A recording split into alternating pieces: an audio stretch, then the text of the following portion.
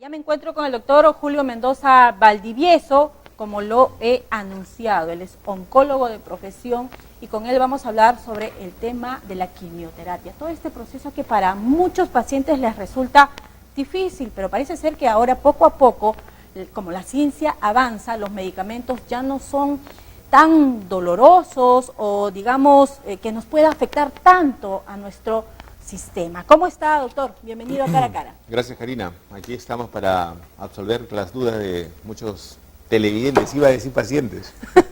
Claro, usted todos los días trata con cierta cantidad de pacientes. ¿Cuántos más o menos al día? Uy, Karina, regular, cuando hay consultorio por día pues serán unos 25, 30, ¿no? Y quisiéramos por mañana. Que las cosas puedan cambiar, que ya no vayan tantos pacientes a los hospitales. Pero eso funciona a través de la prevención, algo que muchas personas no entienden. Así es. Yo creo que la prevención no solamente, y siempre lo digo, es para, o en oncología, sino para todas las ramas de la medicina, ¿no? Prevenir antes que lamentar es un dicho bastante popular y yo creo que es cierto, pero tal vez una, no llamada de atención, sino una alerta para las autoridades, porque en realidad los programas preventivos son problemas que se dan o alternativas que se dan frente a problemas de salud. Y en toda institución, en la municipalidad, en el gobierno regional, hay lógicamente equipos que tienen que ver con la salud del pueblo.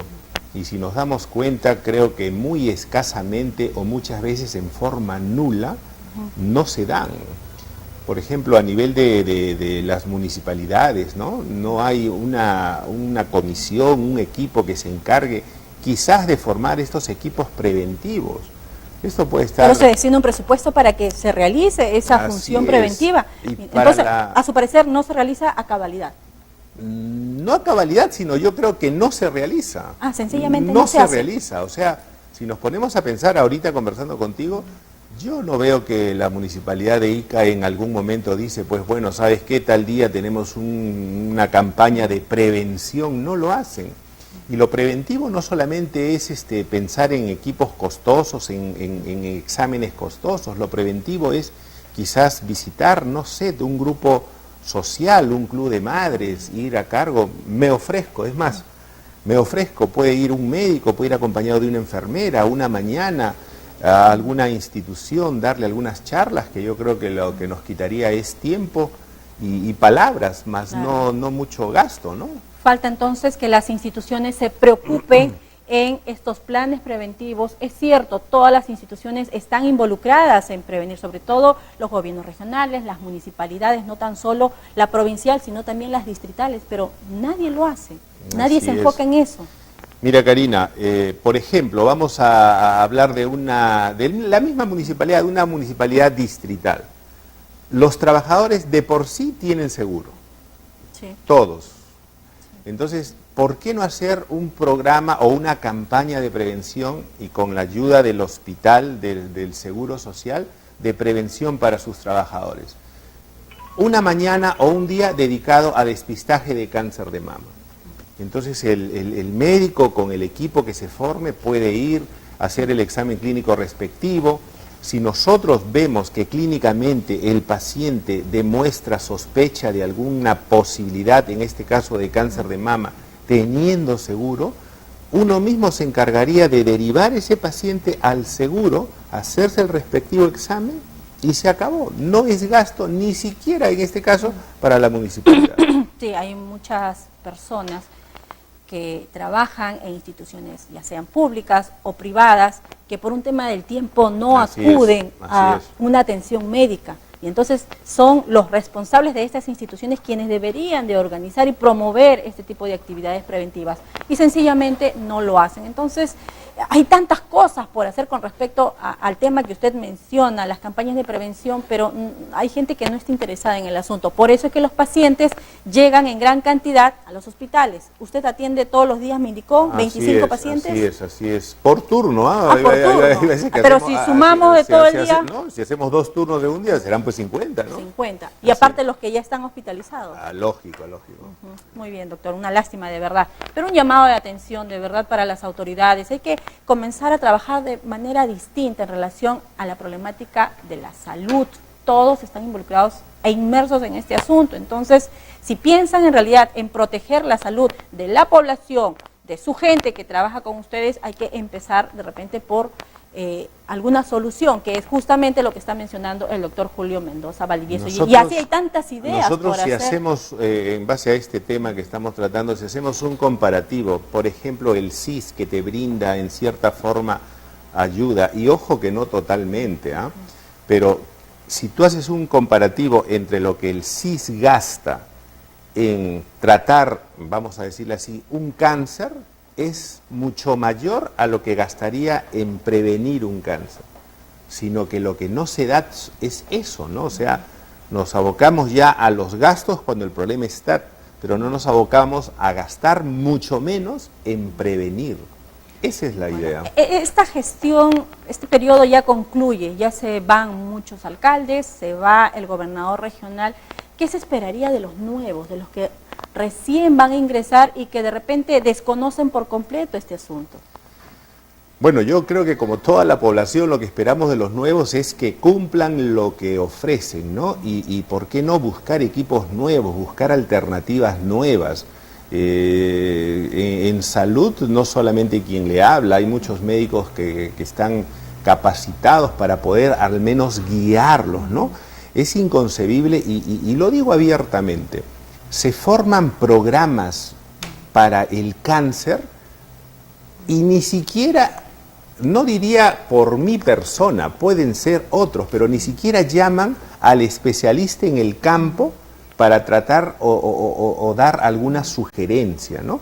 Quien conoce la enfermedad, quien conoce la epidemiología, quien conoce la presentación, quien conoce cómo se presenta la enfermedad, cómo es la historia natural de la enfermedad, cómo tratar de prevenirla, cómo tratar de atacarla, es los médicos que estamos en constante contacto con este tipo de pacientes. Sin embargo, de la noche a la mañana salen, ¿sabe qué? Se forma un equipo para, no prevenir, perdón, sino para tratamiento del cáncer. Se forma un equipo multidisciplinario para el cáncer. Se quieren hacer obras pensando en el cáncer, pero no llaman a la gente que está inmiscuida dentro de este... Que conoce el tema. Así es. Entonces, cuando lo ven de afuera, pues ven lo superficial, ¿no? Pero no ven en realidad la parte medular de lo que es un tratamiento, de lo que es cómo prevenirlo, de lo que necesitamos. Yo, Karina, soy iqueño de corazón, ya tengo varios años, algunos años acá en Ica, regresé a mi querido Ica, y yo recuerdo no hablar de nombres, de política, pero hace mucho tiempo y lo que se quiere y se da hasta ahora, ¿no? Y dicen, vamos a crear un instituto del cáncer, que es mucho, vamos a formar un hospital del cáncer en Ica, vamos a formar más abajito un pabellón del cáncer. Y yo digo, ¿por qué pensar en institutos, que es imposible a mi criterio, en hospitales para el cáncer? Para mí también, no imposible, pero sí traído de los cabellos. ¿Por qué no potenciamos lo que tenemos? Los hospitales que tenemos, no tanto de Minsa, del Seguro, formar un equipo multidisciplinario, pero sí darles las condiciones necesarias. ¿Y se podría asumir ese papel en realidad de poder atender a los pacientes con la enfermedad? Lógico, Karina, lógico. No, yo lo digo con orgullo, siempre saliéndome del tema porque sería algo personalista, pero hay colegas, y disculpen, me incluyo yo, que estamos capacitados para enfrentar el problema, en este caso del cáncer. Hay gente joven, gente iqueña también, gente que han sido alumnos y ahora pues vienen con un cartel de especialistas y se ve que en la práctica son muy buenos en la parte quirúrgica. Entonces lo que necesitamos es darle las facilidades y potenciar ello, Karina. No podemos estar hablando nosotros de, te lo pinto así, ¿no? Disculpen, no voy a hablar de situaciones administrativas, pero viene un documento donde hablan de crear o darle la atención paliativa al paciente oncológico. ¿Qué significa esto? Para entendernos, es darle atenciones finales a un paciente terminal. Entonces, para ello se requiere un aparataje, un gasto económico tremendo en crear los ambientes, los equipos. Y yo le digo, Pero ¿cómo vamos a pensar que se lo merecen y lo necesitan en dar ese tipo de atención a un paciente terminal cuando todavía no tenemos las condiciones necesarias para darle atención a los pacientes ahora, hoy en día, que necesitan los ambientes necesarios para tratar el cáncer, ¿no? Entonces estamos hablando del número 5 cuando todavía no tenemos bien cimentado el número 1 ni el número 2. Entonces hay que ir en forma escalonada, no se trata de recibir un documento y decir queremos hacer esto. Y para ello también, y siempre lo digo con todo cariño, con todo respeto, pero acá no es crítica, sino es disposición. O sea, yo me ofrezco y yo sé que en los hospitales hay médicos que pueden dar muy buenas sugerencias y poder hacer las cosas. Créame que no es la primera vez que escucho lo que usted menciona. La vez pasada estuve dialogando con otros médicos, incluyendo al doctor Rubén Brizuela Pouzán, y me decía exactamente lo mismo. Es decir, que coinciden en ideas muchos de los galenos. Lo que pasa, Karina, y lo digo, es que nosotros estamos en un círculo, ¿no? Entonces, ese círculo, Karina, como es círculo, pues la vuelta se sigue dando, se sigue dando. Entonces, con todo respeto, yo creo que las ideas que han estado hace 5 o 6 años vuelven a darse, vuelven a presentarse, y no hay en este caso pues alguna renovación de gente que en el campo administrativo definitivamente hay gente que entiende mucho. Por ejemplo, yo en lo administrativo tal vez diría estoy para aprender, y lo digo abiertamente, pero sé que hay gente que en la rama administrativa maneja las cosas muy bien, y lo que sí podemos hacer es unir lo administrativo con lo personal, el trabajo de campo, lo que debe hacerse, y yo creo que las cosas cambiarían totalmente. Muy buenas ideas tiene usted, doctor Mendoza, pero definitivamente ese tema será una entrevista muy aparte, ¿no? Del tema administrativo, del tema de prevención y de todo ello. Definitivamente vamos a tener oportunidad de hablarlo ampliamente. Hoy el tema central es la quimioterapia, todo el proceso que se realiza para poder atender a un paciente, y este es el proceso más difícil, indica, más allá de la operación. Así es. La quimioterapia, su nombre lo dice, ¿no? Quimio es un agente químico, un fármaco, y terapia es tratamiento a base de fármacos. Yo siempre le digo a los pacientes, ¿no? Si yo me resfrío y tomo un Panadol, eso es quimioterapia. Pero nosotros, y con razón, relacionamos la palabra quimioterapia inmediatamente con cáncer, ¿no? O sea, si yo tengo neumonía y le digo, oye, te voy a dar tratamiento, solamente empleo la palabra tratamiento. Pero si es un paciente oncológico, nosotros inmediatamente necesitas quimioterapia. De allí que la quimioterapia es sinónimo, que no es así, pero hablándolo, de cáncer. Ahora, el tratamiento del cáncer, o sea, la quimioterapia para el cáncer ha evolucionado enormemente. A ese punto quiero llegar, porque hay sí mucho temor de pasar por todo ese procedimiento de la quimioterapia, porque indican que es muy fuerte, que te genera bastante perjuicio, que ya no lo soportas, que te genera síntomas como vómitos, se te cae el cabello. Es un proceso bastante drástico y difícil. Así es. Pero ¿sabes qué, Karina? Yo te entiendo, te comprendo y te doy la razón. Pero nosotros no podemos tomarlo así, ¿no? Como que te va a producir esto. Efectivamente, produce caída de cabello, se llama alopecia, produce por allí náuseas, que son controlables con las medicinas. Lo que pasa, mira, ve, las náuseas. Yo creo y hay pacientes que ojalá me estén escuchando y lo conversamos abiertamente. Lo que pasa es que nos falta programas y nos falta infraestructura, ya que hablamos de ello. Ideas. Se me ocurre crear un ambiente intrahospitalario para pacientes post-quimioterapia. ¿Qué requiere eso? Un ambiente pequeño, un sillón o 2 sillones y una enfermera. Para que el paciente se quede descansando antes de retirarse a casa. Aparte de descansar, Karina, lo hacen durante la quimio, pero si las náuseas le vienen a los 2 días, señor, ¿sabe qué? Usted venga en 2 días, tome su cita, va a tal ambiente que la enfermera lo va a hidratar. Perfecto. Entonces, ¿qué es lo que pasa? Si hablamos de náuseas, que es un efecto bastante común en las quimioterapias, pero ojo, Karina, que hoy en día hay muchas medicinas, muchos fármacos que contrarrestan este problema. Hay pacientes que llegan al control, Karina, y te dicen, doctor, no he tenido la más mínima sensación de náuseas. Y hay pacientes al revés que te dicen, doctor, he estado pero vomitando y casi me he muerto por los vómitos. Yo he escuchado a muchas personas, he quedado como trapo después de una quimio. Así es, pero tú le preguntas a esa persona, ¿y usted qué hizo? Nada, doctor, he estado 4 o 5 días, hay veces que suena exagerado, pero te dicen, he estado una semana con estos problemas, y yo le digo, ¿y se puso algún suerito? No, doctor. ¿Se puso alguna ampolla? No, doctor. ¿Y qué ha tomado? Lo que usted me dejó porque usted es el médico. Entonces, los médicos somos médicos, pero somos seres humanos, o sea, la ciencia, los libros nos dicen esto va a producir vómitos, pero yo no sé si en ese paciente el vómito va a ser grado 5 o en el otro grado 1. Indudablemente el grado 1 es que casi no tiene náuseas y el grado 5 es que el paciente necesita ya soporte endovenoso, necesita ya tratamiento médico, pero ya más fuerte, más agresivo. No va a estar con las pastillas. Y tú le preguntas al paciente, es que también hay que entender al paciente, si ese paciente con náuseas, con vómitos, llega a un servicio de emergencia, yo soy médico, trabajo en un hospital, pero si llega a un servicio de emergencia, Karina, yo creo que más es la parte, no de sufrimiento, pero más es la parte negativa que va a tener a la parte positiva. ¿Por qué? Porque el paciente va a estar prácticamente un día no a la espera porque ya lo han atendido, pero para tratar de recibir un suero que le va a ayudar bastante, pero va a estar en un ambiente bastante incómodo, donde no hay la camilla necesaria, donde quizás al costado hay un paciente delicado, hay un paciente infectado, hay un paciente consangrado, hay un paciente realizando las deposiciones. Entonces no son ambientes adecuados.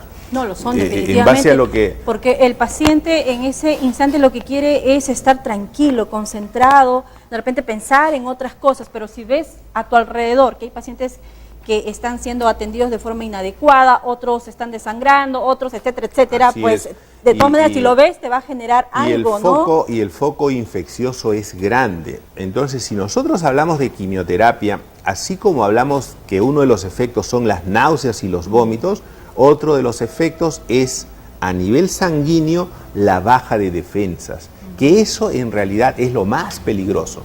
Y eso es normal que lo presente el paciente. O sea, no hay que temerle a la baja de defensas porque el paciente la va a tener. De todas maneras se bajan las defensas. Así es, así es. Permítame, por favor, doctor, a ver, señor director, si ponemos el tema quimioterapia, para las personas que recién de repente nos están sintonizando, ese es el tema de hoy, la quimioterapia, los efectos y ahora algunas soluciones, porque según lo que tengo entendido ya hay nuevos productos que se están utilizando, así es. Nuevos fármacos que le está yendo bien al paciente, está funcionando. Nosotros, bueno, cuando digo nosotros, ya estos son estudios, son ya programas, esquemas, protocolos que se usan años. Yo te hablo ya hace más de 15, 20 años, hay ampollas muy buenas para las náuseas en cuanto a los tratamientos oncológicos. Por ejemplo, hay una familia de cetrones, que es el ondansetrón, el granicetrón, que son ampollas para las náuseas.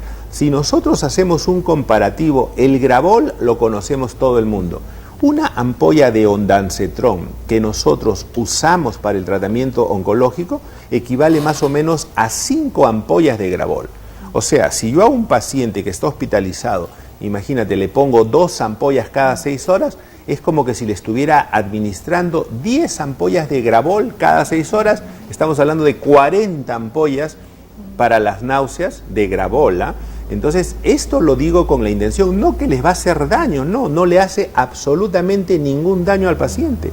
Más bien, lo que trato de decirles es que hay fármacos completamente diferentes a los que existían hace pues 15, 20 años, ¿no? Entonces, siempre se habla de las rojas y de las blancas. ¿Qué es eso?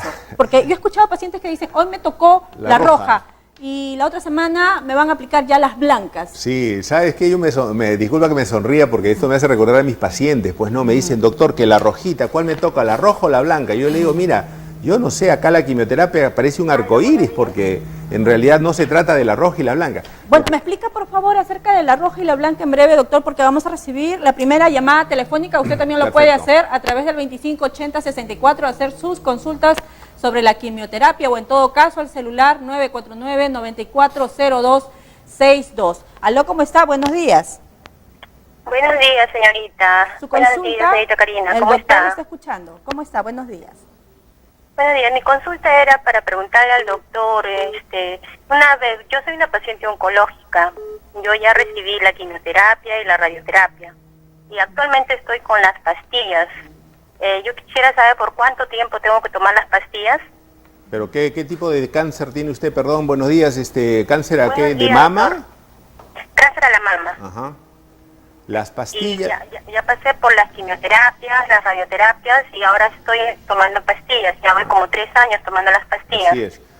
Me encanta la llamada de usted, señora, ya le entendí y se lo voy a responder. Bueno, el tratamiento de las pastillas clásicos son 5 años.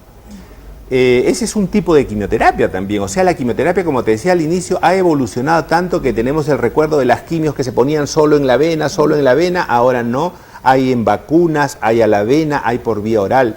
Lo que pasa es que la señora, en cáncer de mama, hay un tipo de tratamiento, hay un tipo de quimioterapia que es hormonal oral. Entonces, el cáncer de mama está muy relacionado con problemas hormonales, o sea, los estrógenos y la progesterona, que son hormonas femeninas que producen ustedes las mujeres, se hace un estudio especial al tejido cancerígeno y muchas veces resulta que ese tejido es sensible a tus hormonas. Entonces, ¿qué quiere decir esto? Que las hormonas de esa paciente son las que pueden alimentar el cáncer. Si a ella ya la operaron, si a ella ya le dieron quimioterapia, todo, hay el riesgo de que hormonalmente pueda haber una activación de la enfermedad. Entonces, para eso hay una forma de quimioterapia, hay una forma de tratamiento que son las pastillas que la señora está tomando. Normalmente son 5 años, hoy en día algunos conceptos ya queda a criterio del médico tratante, optan por darle 8 o hasta 10 años de quimioterapia, pero ojo, quiero decirle que no lo tome como 10 años o 5 años de tratamiento, sino yo le digo a los pacientes, tómelo como 5 años de protección, porque eso es muy bueno tomarlo. Así, muy bien. Entonces ya hemos resuelto la primera llamada telefónica en relación al tema que estamos tratando hoy, la quimioterapia.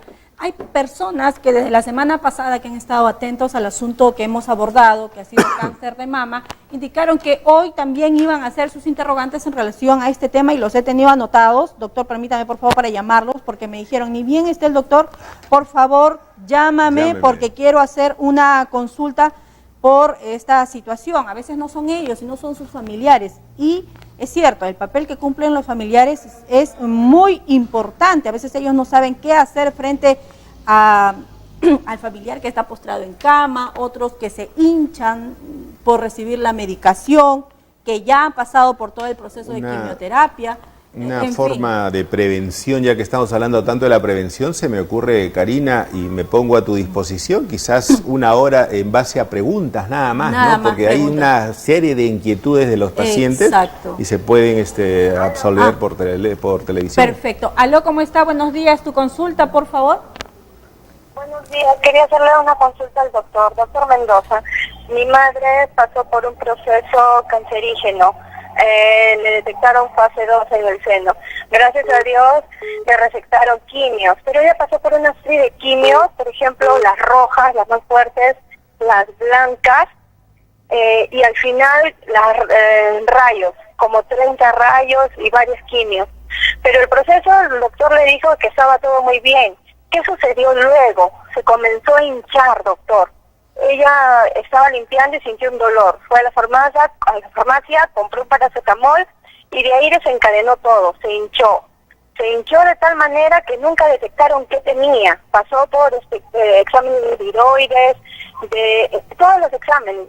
Creían que hasta el catéter que tenía era lo que le provocaba y se lo sacaron.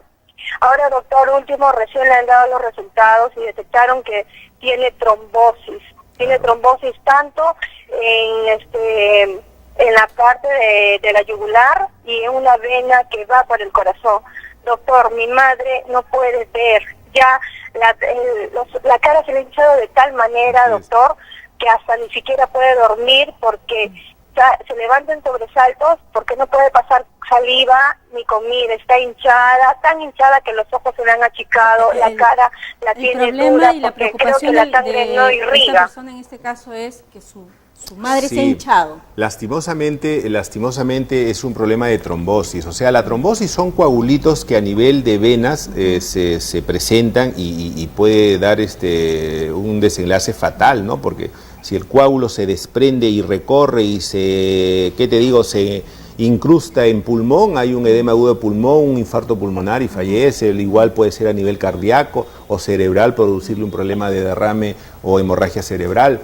El detalle está que lastimosamente a la mamá le ha dado ese problema, pero a nivel mediastinal, por lo que le he escuchado. Entonces aquí hay venas muy importantes, muy gruesas, muy grandes, y todo esto tiene que ver con la circulación o el retorno de lo que es cuello, cabeza, por eso es que estás tan hinchada.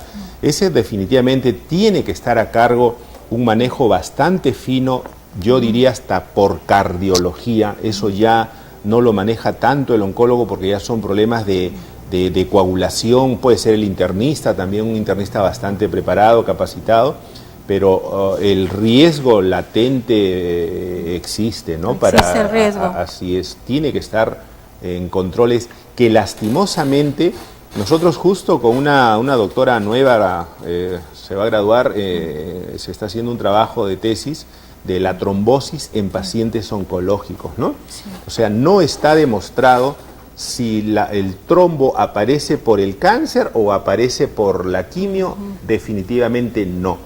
Eso ya son problemas agregados, que justamente el estudio está en ver si son en pacientes que han recibido quimio o también se da en pacientes oncológicos que sin quimioterapia se presentan. El tratamiento tiene que ser médico y en casos muy extremos quirúrgicos, pero el riesgo es bastante. Es bastante.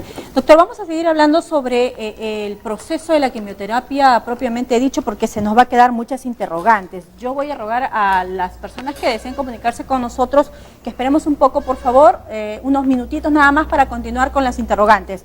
A ver, doctor, estábamos hablando acerca de las rojas y las blancas. Sí. Usted estaba definiendo de qué se trata este tratamiento, en qué consiste. En realidad, Karina, no hay ni rojas ni blancas en el sentido. Las rojas yo no podría decir porque solamente, como una vez le dije a una paciente o al familiar, si en la mesa ponemos 100 medicinas diferentes para el cáncer, 99 son cristalinas, que en realidad es lo que común, y solamente hay una medicina, un fármaco, un citostático, que es un polvito rojo.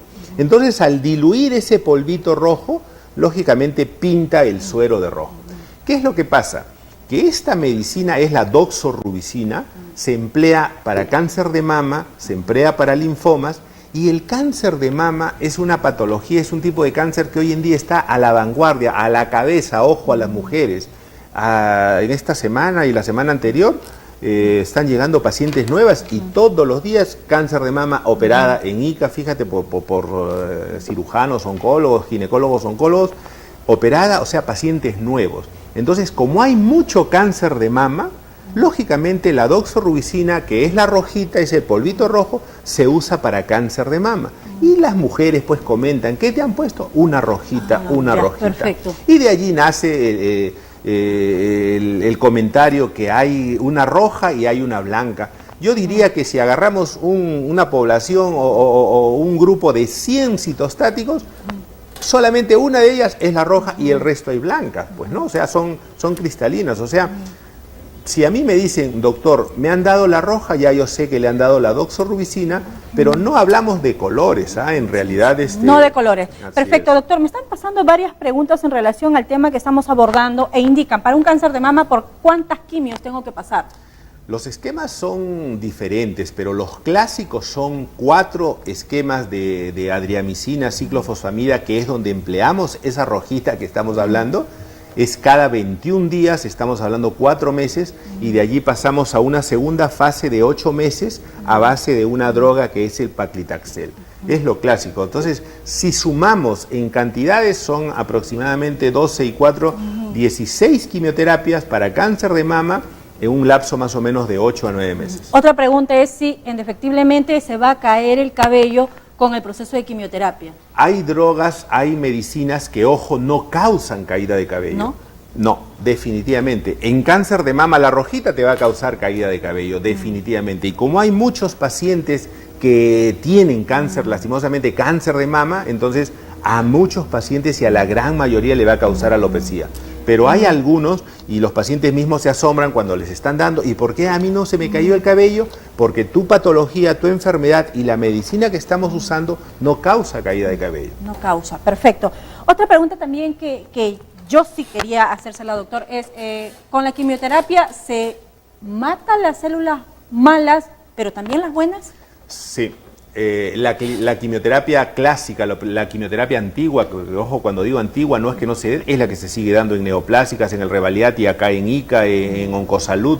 Esa es la quimioterapia convencional. Y te decía, o sea, el fármaco al ingresar a sangre, lógicamente pues va a matar lo bueno y lo malo, porque no va a seleccionar.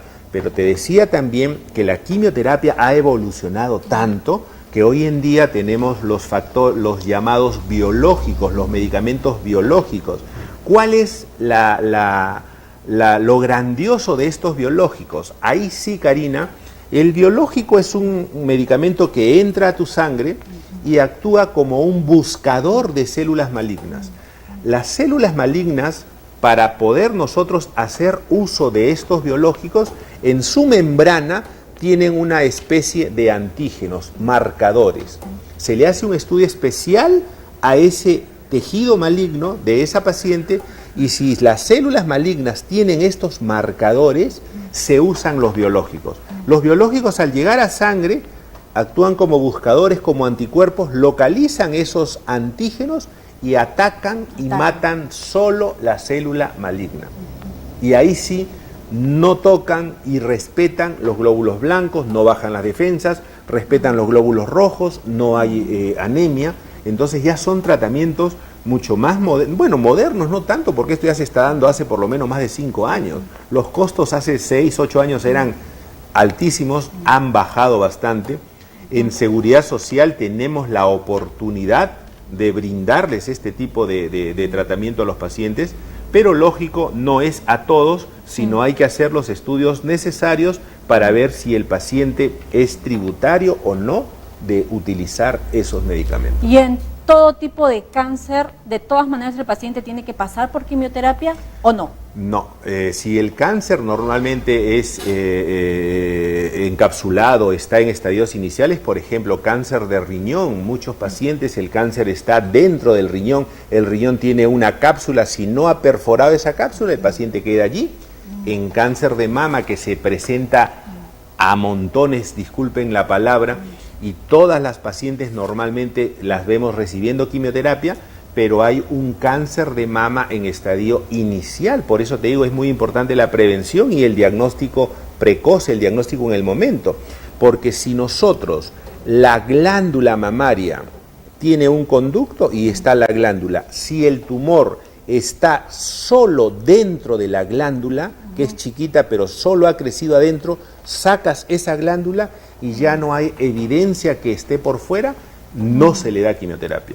En conclusión, generalmente la quimioterapia se da en cánceres que están avanzados, o sea, ya salieron del lugar donde nacieron, han infiltrado las paredes del órgano o de la célula que están afectando, ahí sí es necesario dar quimioterapia, que se da en la gran mayoría de casos.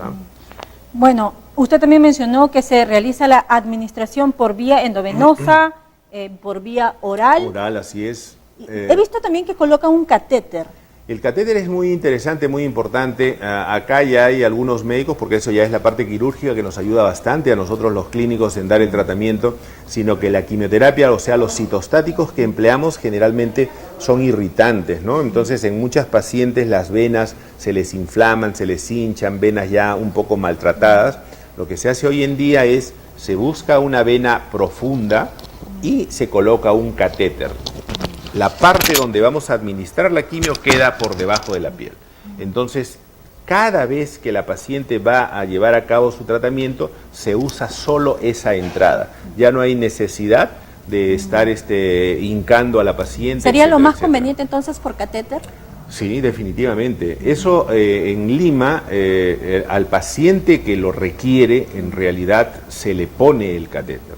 Hay muchos también que es la gran mayoría que se le da a la vena, tienen una muy buena vena y reciben su tratamiento sin ningún problema, ¿no? Hay gente que como mito indica que ingresar a un proceso de quimioterapia es acelerar la enfermedad, que no sería lo más correcto, que mejor dejen que la enfermedad quede ahí sin tener que pasar por toda esa situación. No, ahí sí yo refuto totalmente, ¿no? La quimioterapia no te va a acelerar la enfermedad bajo ningún punto. La quimioterapia lo que va a hacer, si tú te han operado, o vamos a hablar del tumor de mama, te lo han operado, han detectado que ese cáncer estaba un poquito avanzado, la quimioterapia lo que te va a hacer es consolidar el tratamiento, o sea, va a evitar que si por allí hay una célula que esté viajando por la sangre, se esté implantando en el pulmón, se puede implantar en el hígado, entonces damos la quimioterapia para matar esa célula y evitar sí que el cáncer, entre comillas, pueda volver a aparecer. Ese es el detalle. Quizás la pregunta, no en este sentido que ha estado mal planteada, no, sino lo que sí se dan casos que cuando el paciente ya está algo delicado, muchos y hasta colegas dicen ya no le des quimioterapia. Porque lo vas a maltratar. Lo vas a maltratar al paciente. Pero ojo, les digo, la cámara creo que está acá, con toda honestidad como médico, hay que evaluar lógicamente al paciente. Pero yo tengo la experiencia, no en todos, pero en muchos pacientes que están en mal estado, se les da quimioterapia como calidad de vida y efectivamente la calidad de vida que tienen, hay que decirlo así, en sus momentos más difíciles es bastante buena. El sufrimiento baja enormemente, los dolores disminuyen, no desaparecen, pero disminuyen, o sea, la calidad de vida que se le da dándole quimioterapia, yo diría que es bastante favorable para el paciente. Hay otra persona que me pregunta si después de la quimioterapia uno puede hacer su vida normal. Yo diría que no, pero tampoco no quiere decir que sea un ser humano anormal, no. No puede hacer su vida normal, ¿por qué? Porque hay que entender que estamos tratando de vencer un cáncer, que es una enfermedad bastante resistente y agresiva en muchos casos, y estamos dando fármacos que son tóxicos. ¿Por qué son tóxicos? Porque ya lo hemos dicho, van a matar tus glóbulos rojos, van a matar tus glóbulos blancos, entonces la paciente va a tener muchas veces las defensas bajas, la paciente va a tener de repente anemia, entonces si es una paciente que se desempeña, por ejemplo, en un trabajo rudo del campo, o qué sé yo, caminando, una gente vendedora, no sería conveniente que siga trabajando. No sería definitivamente conveniente, pues, ¿no? Si está con las defensas bajas, eso le puede causar, no sé, de una infección agregada. Supongamos que están tus defensas bajas, te da un resfrío y te pesca, como decimos nosotros, sin defensas, ese resfrío pasa una neumonía y como no tienes defensas puedes morir por una neumonía y no ni por la quimio ni por el cáncer. Exacto. Y una última pregunta, doctor, que también nos realiza un televidente, indica a los cuántos días empieza a caer el cabello. Más veo que están preocupados por el tema de la caída del cabello. Sí, ¿no? En las mujeres les marca, definitivamente. Definitivamente, yo le digo, y a los hombres también. Son pruebas, yo les digo, que el Señor nos pone, no sabemos por qué, pero hay que pensar siempre en la parte positiva, ¿no? O sea, la caída de cabello estéticamente es algo muy importante para el ser humano, para todos nosotros, ¿no? Y más cuando no la aceptamos. Pero hay que pensar que el cabello definitivamente puede crecer. Lo que nosotros tenemos que estar fijados es en que queremos curarnos. Karina, y si de algo les sirve y los pacientes que me escuchan saben, después les crece el cabello y les crece un cabello, pero como yo le digo, de muñeca. Les sale un cabello muy, muy, muy bonito, muy, muy dócil, porque es un cabello nuevo. No es un cabello ya de 40, 50 años, sino es un cabello nuevo, ¿no? Bueno, dentro de todo lo malo siempre hay que buscar lo bueno, Así ¿no? es. Lo positivo. Y lo positivo en este caso es que cuando se te cae el cabello, es que después vas a tener un hermoso cabello. Así es, y la gente dirá, bueno, el doctor lo habla así porque no se le cae a él, pero yo lo trato de hablar y decir para darle en realidad confianza y para darle fuerza al paciente. Frente a la caída de cabello no vamos a poder hacer absolutamente nada porque en ninguna parte del mundo va a haber algo que impida ello. Pero lo que tenemos que tener es nuestra fuerza dirigida en vencer a la enfermedad y el cabello después va a crecer. Yo tengo pacientes... Hay que centrarse en lo más importante, que es curarse. Así es, pacientes que durante la quimio uno está acostumbrado pues a verlos peloncitos, quizás un poquito delgados, y esos pacientes, Karina, cuando estoy con alumnos, vienen a su control, porque los controles son permanentes, vienen de repente al año, 2 años, que están en sus controles, y ves una paciente rebosante de alegría, rebosante de salud, y le digo a los pacientes, ella es un paciente que ha tenido acá, a los alumnos, y los alumnos la miran y no lo creen, porque es una paciente que llega llena de felicidad, llena de todo, que aparenta todo menos haber tenido cáncer. También he visto una paciente que le cortaron todo el cabello, se quedó peloncita, y le pusieron una peluca, y dicen, miren, estoy bien, estoy radiante. Tengo una peluca que lo luzco mejor que cuando tenía mi cabello todo reseco, sin vida. Así es. Entonces hay que buscar, como repito, lo positivo dentro de todo lo que podamos estar pasando. La fuerza que debemos tener, esa fuerza interior debe estar presente. El apoyo familiar es importantísimo. Yo siempre les digo, ahora en la mañana hemos estado conversando, ¿quién es la mejor enfermera? La mejor enfermera es la familia. Eso es lo real, ¿no? Nosotros los médicos le damos la ayuda necesaria en el hospital, etcétera, etcétera, pero después ya no la vemos de repente a los 5 días, 8 días, y ustedes no saben qué es lo que pasa en casa, Así ¿no? es. Entonces, el apoyo de la familia es fundamental, es el soporte de un paciente con cáncer. Importante. Muy bien, doctor, hemos llegado a la parte final del programa, rápido nada más pasó el tiempo. Sí, se pasa rapidísimo. Sí, doctor, porque el tema que dialogamos es tan amplio y lo decimos de una forma tan entendible que creemos que la población que nos ha escuchado lo entiende.